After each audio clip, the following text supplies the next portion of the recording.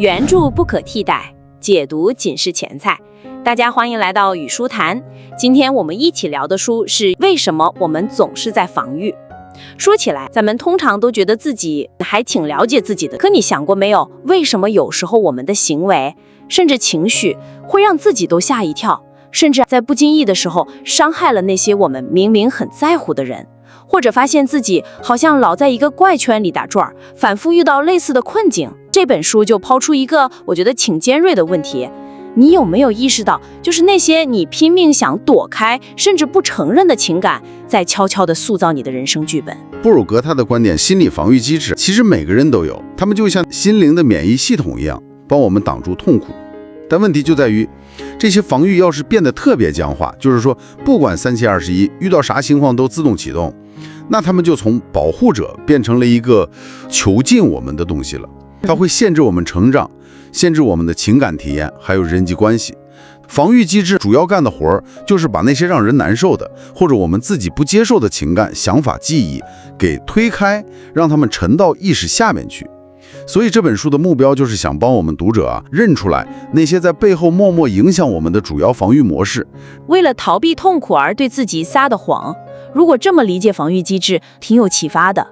这是不是某种程度上的自我欺骗？其实是生存必需品，就像身体需要痛觉来报警，但要是痛觉太灵敏了，人也受不了。那是不是说完全把心理防御都卸掉，我们反而会变得特别脆弱，不堪一击？确实是这么回事。完全没有防御，那就像一个伤口敞开着，什么刺激都受不了。你想想，婴儿他需要父母抱着来缓通外界的刺激，对吧？那成年人也需要心理防御来应付生活里的各种冲击，还有内心的冲突。他们是有适应功能的。关键在哪儿？在于度，还有灵活性。僵化的防御就像一套特别老的电脑程序，不管遇到什么新情况，它只会按老一套来反应。最后结果就是阻碍我们去学新的应对方法，去体验更丰富的人生。所以了解防御不是说要把它彻底给拆了，这既做不到也不明智，而是为了提高我们的觉察力，这样我们就能有选择的自由。当我们能意识到我现在好像在用某种老办法来躲避痛苦，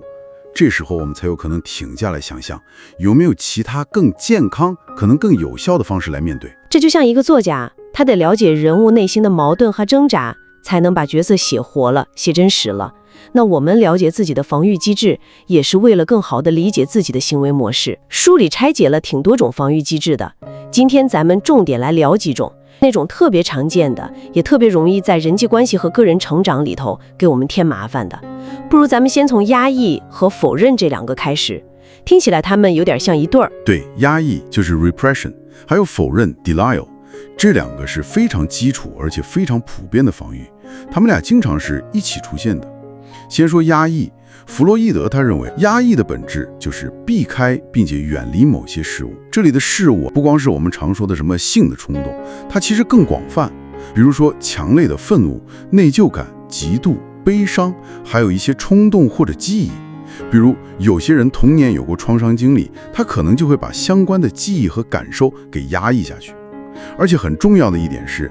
压抑它不是一次完成就完了，它需要不停地消耗心理能量。就像你刚才说的那个，像一直使劲把一个球按在水底下不让它浮上来。否认它更侧重于直接就不承认某个让人痛苦的外部现实或者内心的感受，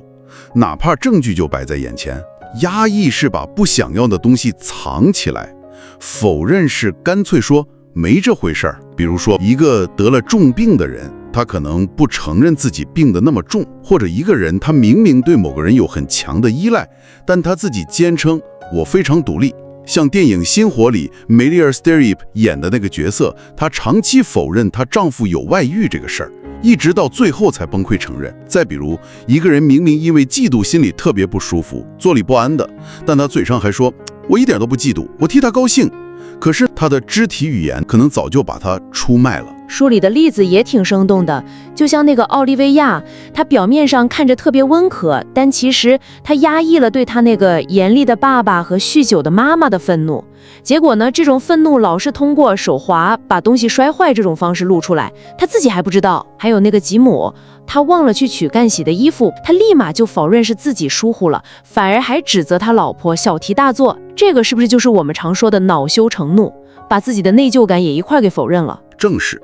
吉姆这个反应里头其实是混了否认和我们后面要谈到的投射。他首先是不承认自己的错，就是忘了取衣服，还有跟着来的内疚感，这是否认。他把不舒服的感觉转而去攻击他老婆，说他苛刻，这就是把自己的问题甩给对方了。所以你看，否认的运作啊，它常常需要压抑做基础，得先把那个内疚感压下去，才能否认事实。这让我想起生活里好多场景，比方说，有的人经历了挺大的打击，像失恋或者亲人去世，但他表现得特别平静，甚至说没什么大不了的，急着要向前看，这背后可能就是压抑和否认在起作用，因为直接面对痛苦太难了。还有工作或者关系里头，明明有挺大问题，但就坚持说一切都挺好的，粉饰太平。书里还提到一种特别常见的，叫被动攻击，比如说故意拖延、背后抱怨，这其实也是压抑了不满或者敌意，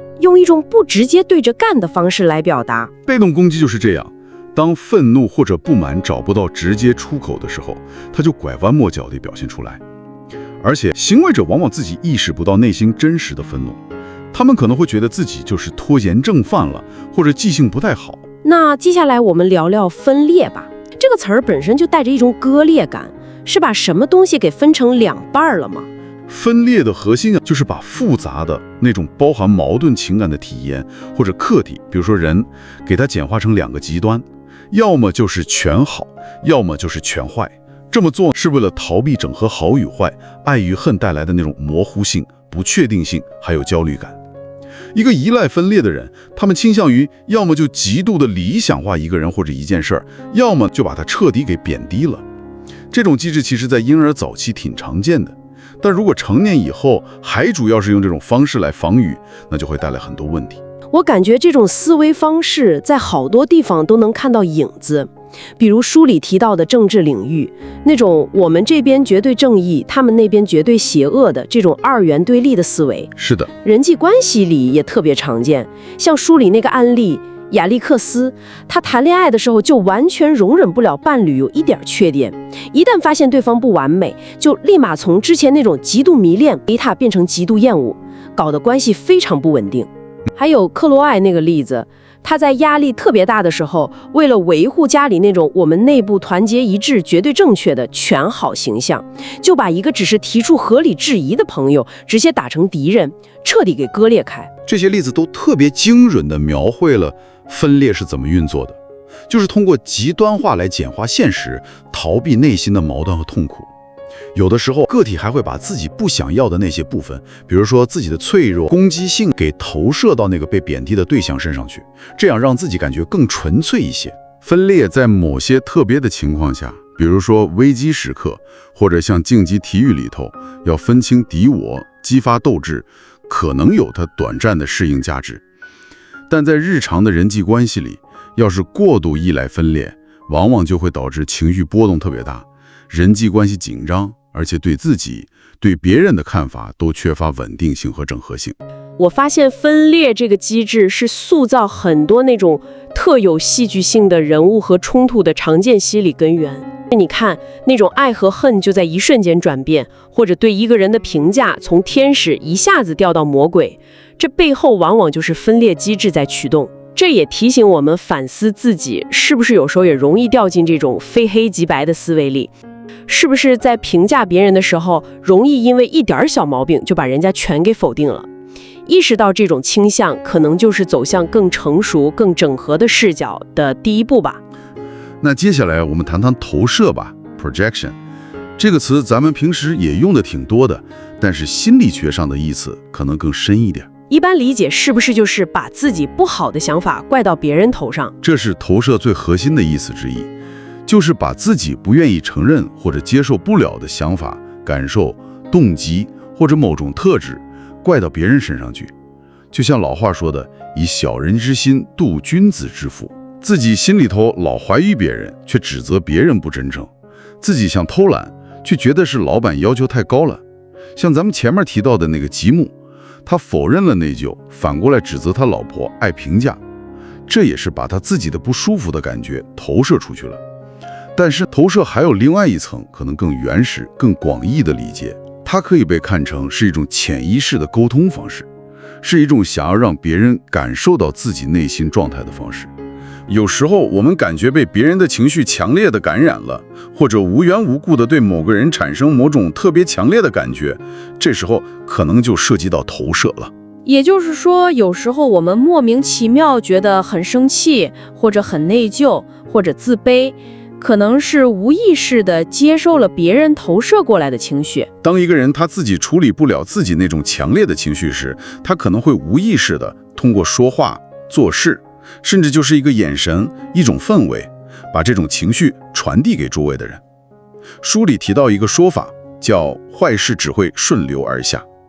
压力特别大的主管可能会把焦虑和挫败感投射给下属。还有些人，比如某些有自恋倾向的人，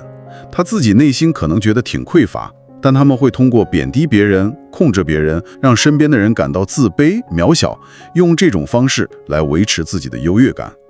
这也是一种投射，把不想要的坏感觉扔给别人。书里还提到一些挺有趣的投射模式，比如说一个看起来特别冷静、特别克制的男性，可能会被一个情绪特别外放，甚至有点戏剧化的女性吸引。这位男性把他自己不愿意承认和表达的那部分情感，比如说脆弱、依赖、愤怒都投射给了伴侣，让伴侣替他活出这些部分，而他自己就能继续维持理性、强大的形象。这种互补的关系模式确实挺常见的，里头往往涉及到挺复杂的分裂和投射。所以识别投射，一方面我们要反思，我是不是经常觉得自己承担了不属于我的情绪负担？跟某些人互动完了之后，是不是会感到莫名其妙的情绪，比如内疚、愤怒、焦虑？另一方面也要反省自己，我是不是也习惯于把自己不想面对的内心冲突或者负面感受甩锅给别人？这么听下来，压抑、否认、分裂、投射这些防御方式，它们的核心逻辑好像有共通的地方。没错，首先，他们绝大多数时候都是在无意识里头运作的，我们自己往往知道。其次，他们的目的都是为了避开某种心理上的痛苦，不管是来自内心的冲突，还是外部的现实，或者是那些我们承受不了的复杂情感。最后一点，我们每个人其实都会发展出自己偏爱使用的一套防御的组合拳，这些习惯性的防御模式日积月累，就构成了我们人格特征和人际风格的一部分。有人甚至说，性格就是固化了的防御机制。就像一个作家笔下的人物，他的行为逻辑往往就扎根在他那套独特的内心防御体系里，而这套体系就像你说的，是一把双刃剑。有时候它能帮我们缓冲一下冲击，渡过难关。比如暂时的否认，能让我们在遇到巨大失去的时候，不至于一下子就崩溃了。但如果太依赖它了，变得特别僵化，那这身盔甲就变成了一个牢笼，它会限制我们的视野，阻碍我们跟人建立真实的连结，也压抑了我们内在的那种生命力。认识这些防御机制，关键不在于去评价它是好是坏，而在于增加我们的觉察和选择。当我们能开始识别出来，这个时候我好像又在用老办法回避了，并且能理解这个老办法背后的原因以及它长期的代价是什么的时候，我们才有可能去尝试用更成熟、更灵活，也更有利于成长的方式去应对。这本身就是一种解放。从一个创作者的角度来看，理解这些防御机制，毫无疑问就是理解人性这个万花筒的一把钥匙。他们解释了人物为什么会那样行动，为什么他们之间的关系那么复杂。他们是解读文学、影视甚至现实生活中无数故事背后推动力的关键。为什么这个人总是逃避？为什么那个人又那么好斗？为什么他们俩之间会有那样的纠葛？答案往往就藏在他们无意识的防御策略里头。这让人这个故事永远都充满探索不完的深度和张力。那咱们不妨再具体一点，把刚才讨论的这几种防御，就是压抑、否认、分裂、投射，跟我们日常的，比如说职场、亲密关系啊、个人成长这些场景联系起来看看。比如在工作中，这些防御是怎么体现出来的？职场绝对是观察防御的好地方。比如说，面对批评，有的人立刻就辩解，找各种借口，甚至反过来指责提意见的人，这背后可能就是否认自己的不足，再加上合理化，让自己感觉好受。还有团队冲突的时候，很容易出现站队，把对方看成是完全错误的敌人，拒绝沟通，这就是分裂。同时把所有问题都怪到对方团队头上，这可能就是投射了自己团队内部的问题或者责任。再比如面对压力，有的人习惯压抑，就硬撑着，直到撑不住崩溃了。有的人呢，则可能把压力投射给下属或者家人，变得特别容易发脾气，很挑剔。这些都是不同的防御方式在起作用。那亲密关系里，感觉这里的防御游戏会更隐秘，但是杀伤力可能也更大。的确是这样，亲密关系往往是我们早期依恋模式和防御机制重现的一个地方，在理想化和贬低之间来回摇摆，总是在找那个完美的伴侣，这背后就是分裂和对失望的防御。关系里头反复出现的那些吵架点，或者叫禁区，一碰就炸，那往往是触及了某一方被压抑的创伤、恐惧或者是羞耻感。还有对伴侣某些行为的过度反应，比如对方晚回来信息，就感觉自己被抛弃了，特别愤怒，这可能就激活了跟早期不安全感相关的防御。很多时候沟通不畅，其实是双方在用各自的防御方式互相碰撞，而不是真正的交流。这么说来，真是挺普遍的。那在个人成长方面，比如我们老想改掉某个坏习惯，但是屡战屡败，这跟防御有关系吗？很有关系。很多我们觉得很难改的习惯，它背后往往有没被满足的需求或者没被处理好的情绪，而这些习惯本身可能就是一种防御。比如有的人沉迷购物，可能是为了否认内心的空虚或者焦虑感；拖延症呢，可能是用被动攻击的方式在表达对某个任务的不满。还有对某类人，比如说权威人物或者亲密伴侣，有那种非理性的恐惧或者厌恶，这可能就涉及到自己不接纳部分的投射。布尔国在书里也反复强调，自我探索需要勇气，还需要耐心。你要去碰那些你一直以来努力回避的东西，这就像要拆掉一部分保护你自己的城墙。虽然这墙也限制了你，但拆的过程本身就会让觉得没保护了，很不安。真正的成长往往不是说追求没有痛苦，而是学习用更成熟的方式去承受和转化痛苦，愿意去感受那些不舒服，去挑战旧的习惯，去尝试新的行为。好消息是，我们并非注定要被那些无意识的防御所操控。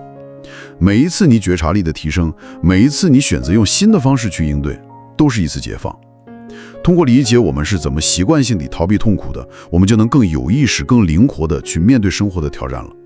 这不仅能深化我们的人际关系，建立更真实的连结，也能滋养出更稳定、更扎根在内心的那种自尊感。对照咱们今天聊到的压抑、否认、分裂、投射这几种，通常是在什么样的情境下它会悄悄地启动？也许仅仅是意识到这一点，就已经是你开始解开层层防御，走向更真实的自我的一个小小的契机。